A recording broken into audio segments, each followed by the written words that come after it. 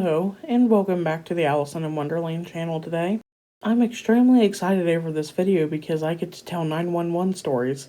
I am truly thankful for all of our 911 operators, EMS, fire, and police services. Considering I am from a multi-generational family of firefighters, including my dad and uncle. Thanks, guys. Now, let's get into some scary 911 calls that hopefully didn't scare the dispatcher too bad.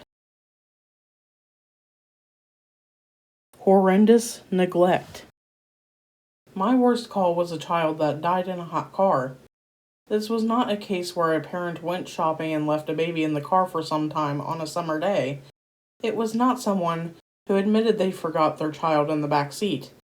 This was a child that was old enough to walk, talk, turn the car on and off if air was needed, hang out and read a book, or go inside and cool off. The parent had restrained the child in an SUV, so none of these things could be done, and did not check on the child for several hours before the parent told anyone the child had died.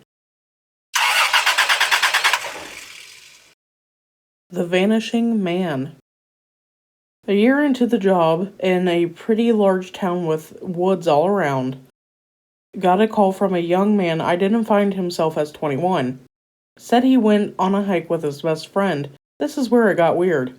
I asked for his location, and it was 50 miles from the nearest trailhead, but not in the direction the trails move. I asked him to tell me what the problem was and what services he needed when he burst into tears, saying one moment his friend was in front of him, and the next he was gone. Dispatched sheriff and was told neither man was ever found. Still freaks me out. The calm man on the edge. Got a call from a guy saying he was sitting in his car with a shotgun and going to kill himself. He seemed very calm, and I could tell in his voice that he had made up his mind, and this wasn't a cry for help like most of the other suicide calls I've received. He told me he was at one of our train stations, but he wouldn't tell me which one. So while I had officers out looking for him, I made small talk with him about his family and sports. I even had him laugh a few times. After about 10 minutes of talking and me thinking I've made progress, he finally says, "Well, it's been nice talking to you, but I gotta get going." He then proceeded to put the gun in his mouth and pull the trigger. I heard his death gurgles. Last words and hysterical father. Two jump immediately to mind. One was an old guy whose wife called because he was having a very hard time breathing. I was asking her questions when she insisted on giving him the phone for some reason. He wheezed a few answers to me before the paramedics got there. They pronounced him about 5 minutes later. I still think about how I was the last one he ever spoke to on the phone, and maybe the last one he spoke to, period. Second one was whenever I was still in training. Sent firefighters to a house fire that was out in the country. They found a man there who had got out of the house, but his kids were still inside, and he was trying to get back in the burning house. They spent time fighting him, and then police officers showed up, and then he fought them as well. Both of the kids, who had been playing with a lighter, died in the fire.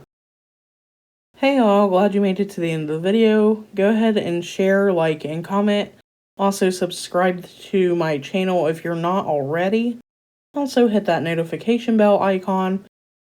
The next video I plan on doing will be scary firefighter stories. So if you have a story you'd like me to narrate in a future video, my email's in the description. Also, I wanted to say I'm sorry that the past couple videos have been really short. Didn't mean for them to be really short. I thought they would be actually longer than they were, and they're not. But there is going to be a few videos, I don't know when they're going to start, that are going to be actually longer than what they are. So, yeah, I hope they're going to be longer whenever we go throughout the next few videos. So, I hope to see you all in the next one.